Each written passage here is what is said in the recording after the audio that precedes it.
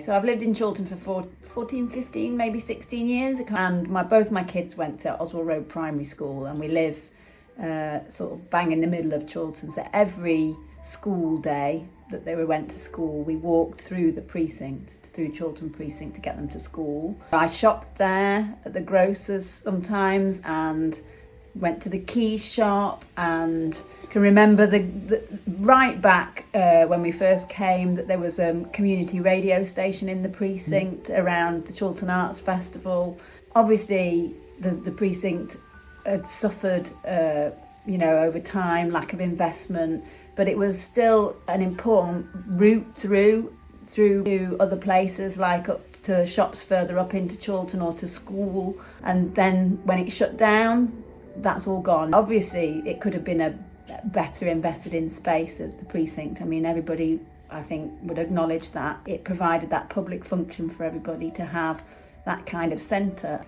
Chorlton Centre doesn't really have a centre at the moment, I don't think. The current proposal that's been put forward by Greater Manchester Pension Fund doesn't offer us anything of the kind that we lost.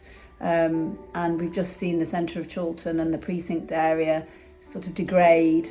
What do you think of the proposals for the sort of high-rise flats that they're replacing what were originally supposed to be houses? I think it's too high. I think it's unimaginative.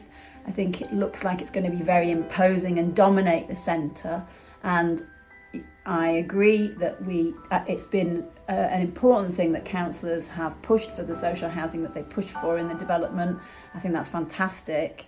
But it just lacks any sense of design that's in keeping with the rest of Chorlton, and any sense of that public realm element, which means that it's not just a residential development, it's not just a series of blocks of flats, which is what's currently proposed.